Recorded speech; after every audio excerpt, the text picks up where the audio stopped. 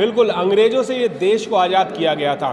क्या आज़ादी अभी पूर्ण तरीके से भारत के निवासियों को मिल पाई है? जानने की कोशिश करते हैं कि आज़ादी आखिर मिली है तो कितनी मिली है और भारत के लोगों को कितनी मिली है। देश को तो आज़ादी मिल चुकी है, पर भारत के लोगों को कितनी मिली है। ओबीसी समाज से मेरे साथ आर.एस. यादव जी हैं, उनसे भी जानना चाहूँगा। सर, देश तो आज़ाद हो गया, 75 साल देश को आज़ाद हो चुके हैं और आज हम सेलिब्रेट भी कर रहे हैं 15 अगस्त को।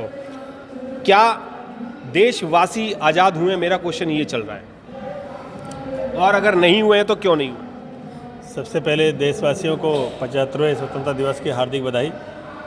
आज हम आज़ादी तो मना रहे हैं, स्वतंत्रता तो मना रहे हैं, लेकिन हमें आज़ादी आज भी नहीं मिली है, ये बिल्कुल सच है। हम लोगों को अभी भी, पहले हमने अंग्रेज़ों से संघर्ष किया, लड़ाइयाँ लड़ी, और वहाँ पे हम अपने देश को बाबा साहब के नेतृत्व में संविधान को बनाया गया। संविधान का अस्तित्व आने के बाद हम सबको बहुत सारी चीज़ें बाबा साहब के द्वारा मिली, लेकिन आज भी संविधान को मानने वाले लोग इस देश में नहीं हैं।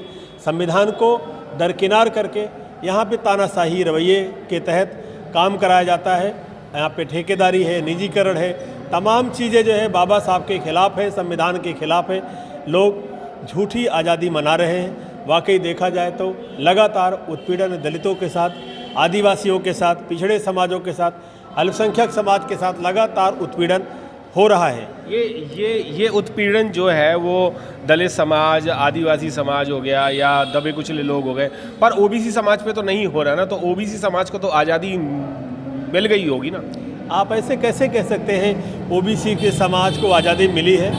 अभी लगातार अगर हम यादव समाज की बात करें, ओबीसी की बात कर रहे हैं, तो ओबीसी समाज में सबसे मजबूत समाज होता है ओबीसी, मानते हो? तो ओबीसी समाज में अभी दिल्ली के नोएडा में हाल में कुछ साल पहले लगातार जो है यहाँ पर हत्याएं हुई थी। पुष्पेंद्र यादव की हत्याएं हुई थी अभी सुल्तानपुर जनपद में, और सवर्णों द्वारा लगातार यादव समाज की बेटी को रेप और हत्या की गई। लगातार जो है उत्पीड़न हो रहा है। इलाहाबाद के अंदर बेटी के साथ अभी हम लॉकडाउन के अंदर गए थे, उसको लगातार रेप किया जा रहा है, उसको प्रताड़ित किया जा रहा है। लगातार हमारे युवाओं की लगातार हत्या उत्तर प्रदेश के अंदर हो रही है। लगातार उन पर झूठे मुकदमे लगाए जा रहे हैं। कैसी आज़ादी है? मुझे तो नहीं लगता कि आज़ादी मिली है। ये है, लोग जो है स्वार्थी लोग हैं, अपनी चीज़ों को नहीं देख पा रहे हैं कि हमारे ऊपर अत्याचार है तो हमारे ऊपर अत्याचार हो रहा, अगर समाज पर अत्याचार है तो अत्याचार को नहीं मान रहे। ये लोग स्वार्थी लोग हो चुके हैं। इन सब से हट करके हमें जागरूक लोगों को निकालना पड़ेगा, चाहे वो एससी समाज के लोग हों, चाहे ओबीसी समाज के लोग हों, चाहे माइनॉरिटी समाज के लोग हों। जो भी क्रांतिकारी लोग हैं, सामाजिक परिवर्तन जिन पर आया है, उन्हें राजनीति में लाने की जरूरत है। उनको एक समूह बना करके हमें मजबूत पे, देश में 90% की आबादी हमारी, हमें एकजुट होकर इस देश में राज करने की तरफ चलना है। हम रोना धोना बंद करके अपनी ताकत को पहचाने कि इस जनतंत्र के अंदर, लोकतंत्र के अंदर बाबा साहब के संविधान में जो हमें कानून दिया है, उस कानून को पूरी तरीके से हमें संसद तक पहुंचाने का काम करना चाहिए। हमें एकजुटता का परिचय देना चाहिए। हमें राम मंदिर और जो हिंदुत्व के चक्कर को छोड़ करके हमें देश के संविधान की तरफ देखना चाहिए, देश के युवाओं की तरफ देखना चाहिए। देश की बेटी बहनों के साथ लगातार अत्याचार हो रहा, रेप हो रहा, हमें उनकी तरफ देखना चाहिए कि हमारी हत्या करने वाले लोग कौन है, हमारे पर झूठे मुकदमे लगाने वाले लोग कौन है, हमारे बहन बेटियों के साथ ये रेप आए दिन हो रहा है, ये कौन लोग कर रहे हैं। इसका डाटा भी हमारे लोगों को निकालना चाहिए। इससे साफ हो जाएगा कि अत्याचार करने वालों की लिस्ट कौन सी है और अत्याचार हो रहे लोगों की लिस्ट कौन सी है। तो हम लोगों को इस बात को बहुत समझना चाहिए। लेकिन हमारा समाज पढ़ा लिखा तो हो गया, लेकिन बाबा साहब ने कहा कि शिक्षा की तरफ ध्यान दो, तो शिक्षित तो हो गया। शिक्षा होना उसका स्वार्थ था, लेकिन जब वो शिक्षित होने के बावजूद भी आज वो अपने समाज की तरफ नहीं देख रहा, चाहे वो आईएएस हो, आईपीएस हो, चाहे वो उद्योगपति हो, चाहे वो सामाजिक कार्यकर्ता हो। एक तो हमारी संस्थाएं इतनी ज़्यादा बन गई हैं, इतनी ज़्यादा संस्थाएं बन गई हैं, वो कहीं न कहीं किसी न किसी राजनीतिक पार्टियों के शिकार है।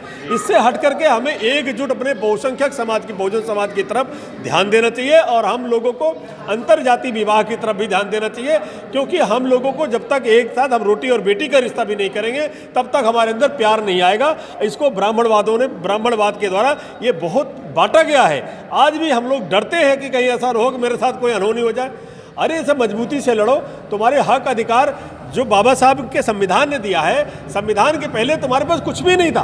आज तुम पढ़ लिख रहे हो, आज तुम बोल रहे हो, आज तुम लिख रहे हो, आज तुम कहीं बैठ रहे हो, आज अपना पक्ष रख रहे हो, तो संविधान ही एक ऐसा मात्र जरिया है जिसकी वजह से आपको ये सब कुछ मिला है। हम लोगों को इस पे इकट्ठा होना चाहिए, संगठित होना चाहिए।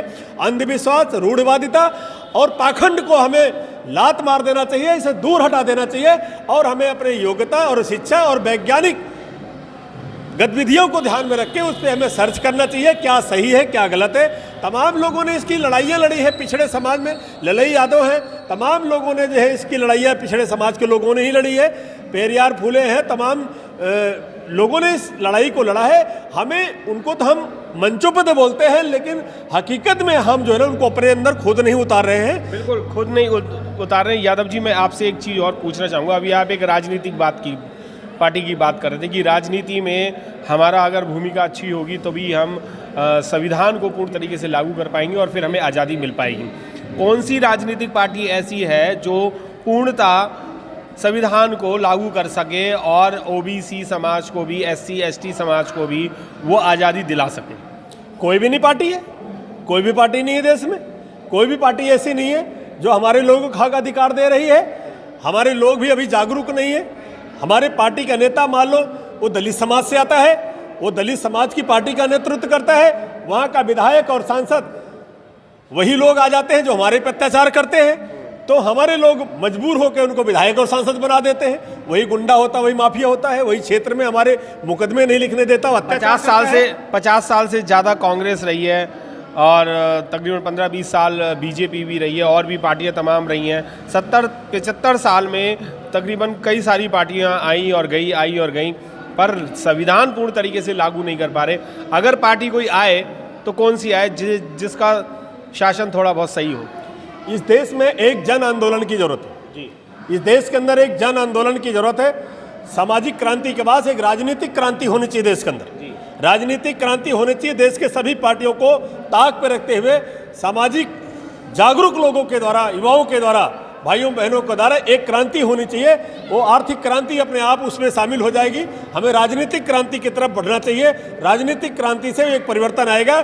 आपके हर एक क्षेत्र गांव के अंदर, हर क्षेत्र गांव के अंदर, प्रदेशों के अंदर, पूरे भारत के अंदर आपका प्रतिनिधित्व होगा। आपकी ताकत आएगी, संवैधानिक ताकत आएगी। यानी आप ये चाहते हैं कि एक पार्टी और बन जाए? बिल्कुल। इतनी सारी हजारों की तादाद में पूरे देश में पार्टियां हैं, एक पार्टी और बन जाए तो फिर नेतृत्व कैसे करेगा? क्रांति और राजनीतिक क्रांति से बनी पार्टी होगी, वो एक पार्टी होगी। बहुत सारी पार्टियां बनी हैं लेकिन वो नादारत हैं।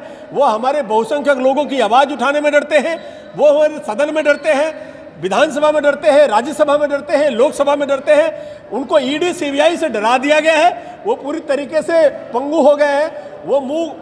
वो बिल्कुल भी आपकी आवाज उठाने में असमर्थ है। उनको ईडी सीबीआई का डर है। जब सामाजिक क्रांति आएगी तो देश में तमाम ऐसे लोग हैं जो इस सामाजिक क्रांति में आगे आकर लड़ाई लड़ेंगे और हमें पार्लियामेंट को भरने का काम करना पड़ेगा, विधानसभा को भरने का काम करना पड़ेगा। इससे हमारी हिस्सेदारी आएगी। अन्यथा हम आंदोलन करते रहे, हम लड़ाइयाँ लड़ते रहे, हम सामाजिक परिवर्तन की बात करते रहे और हम कुछ भी नहीं कर सकते। ये सरकार जो वर्तमान केंद्र सरकार है, भारतीय जनता पार्टी की सरकार है, पूरी तरीके से हम लोगों के मजबूत लोगों को एक तरीके से उनको कैप्चर करने का काम करती है। अगर क्षेत्र में कोई युवा, कोई भाई बहन अगर क्रांति की बात करता है, उसके पीछे जनसैलाब दिखाई देता है, तो यह लोग जिस तरीके से, मैं आपको बताऊं, जिस तरीके से हमारे समाज के एससी एसटी ओबीसी माइनॉरिटी के लोग जहाँ पे अछूत मानते हैं, जहाँ पे नीच मानते हैं, जहाँ पिछड़ा मानते हैं, जब किसी का बेटा बेटी पढ़ के IAS IPS बन जाता है तो उसकी बेटा और बेटी को तुरंत अपने घर में ला करके उसको जमाई बना लेते हैं, उसको बहू बना लेते हैं। तब इनको छुआछूत नहीं दिखाई देता, तब इन पर ऐसा इनका समाज भी नहीं बोलता कि आपने क्या किया है क्या नहीं किया है। लेकिन अगर एक गरीब घर का, एक दलित समाज का, एक ओबीसी समाज का कोई अगर इन उच्च जाति के लोगों के घर में अगर शादी करता है या प्यार करता है तो उसकी हत्या करते हैं, उसकी मुंह लिंचिंग करते हैं। तब इनको इनका जाति दम इनको कष्ट देने लगता है। इनकी मानसिकता को समझने की जरूरत है। इनकी मानसिकता को जिस दिन हमारा बहुसंख्यक समाज, जिस दिन बहुजन समाज समझ जाएगा, उस दिन एक क्रांति बिल्कुल संभव है। हम लोगों के सारे मंचों को, देश के सभी मंचों को एकजुट करने की जरूरत है और एकजुट करके हमें इसको दिल्ली के रामलीला मैदान को भरने की जरूरत है, हजरत महल पार्क भरने की जरूरत है, पटना का गांधी मैदान भरने की जरूरत है। हमें एक साथ चलने की जरूरत है साथियों। ये मैं कहता हूँ, एकजुट हो जाओ। आपके पास कुछ भी नहीं बचा है। जुडिशरी में आपका प्रेजेंटेशन नहीं है, हाई कोर्ट में आपका प्रेजेंटेशन नहीं है, यूनिवर्सिटी के अंदर आपका प्रेजेंटेशन नहीं है, थाने और जिलों के अंदर डीएम-एसपी आपके नहीं है, मंत्रालय में आपके लोग नहीं हैं। जो भी हैं वो पूरी तरीके से लाचार है। ईडी सीबीआई के डर से आपकी आवाज़ नहीं उठा सकते हैं। आप उनके साथ फोटो जरूर खिंचा सकते हैं, लेकिन आपकी आवाज़ नहीं उठा सकते हैं। इसे समाज को जागरूक करने की जरूरत है, एकजुट होने की जरूरत है। बिल्कुल एकजुट होने की जरूरत है। जब मेरे साथ नरेश यादव जी भी हैं, मैं उनसे भी जानना चाहूँगा कि देश आज़ाद अंग्रेजों से तो हो गया, पर इस रूढ़िवादिता जो सभ्यता है उससे कब आज़ाद हुआ? देखिए, आज हम आज़ादी को 75वां स्वतंत्रता दिवस मना रहे हैं और आज हमारे देश को 75 वर्ष हो गए स्वतंत्र हुए, लेकिन सही मायने में अभी हम स्वतंत्र नहीं हैं। आज भी एक समाज बहुत ही वंचित तरीके से, शोषित तरीके से और दबाया हुआ, सताया हुआ समाज है। उसमें आज एक वर्ग के द्वारा आज हमारे देश के 15% संसाधनों पर 15% लोग 85% संसाधनों पर कब्जा करे बैठे हैं और 85% संसाधन 85% लोग 15% संसाधनों में अपना गुजारा कर रहे हैं। इसके लिए एक सामाजिक क्रांति की ज़रूरत के साथ साथ एक राजनीतिक क्रांति की भी ज़रूरत है और हम ये मांग करते हैं कि SC, ST, OBC और माइनॉरिटी को एक मंच पे आना होगा। एक मंच पे हम आएंगे और 85% लोग जब एक मंच पे हम आएंगे तो हम एक राजनीतिक आज़ादी भी पाएंगे और सामाजिक क्रांति कर सकेंगे, अपने लोगों का भला कर सकेंगे। तभी सही मायने में हम देश को एक स्वतंत्र समझेंगे। आज आप एक पूरे स्वस्थ शरीर को देख लीजिए। एक शरीर का एक कोई भी अंग अगर ख़राब हो जाए तो उस शरीर को हम स्वस्थ शरीर नहीं कहते हैं। सही मायने में हमें आज़ादी के लिए अभी बहुत लड़ाई लड़नी बाकी है। एक राजनीतिक क्रांति की बहुत सख्त ज़रूरत है। जी बिल्कुल, बहुत बहुत। वो भी समाज जागरूक हो जाएगा और एकजुट हो जाएगा तो यादव जी ने जैसे कहा है कि एक राजनीतिक क्रांति लाने की ज़रूरत है और वो राजनीतिक क्रांति जिस दिन आ गई उस दिन भारत का बहुजन जो है वो एक हो जाएगा और आज़ाद भी हो जाएगा। जय भीम, नमो बुद्धाय। मिलेंद्र गौतम, अशोक।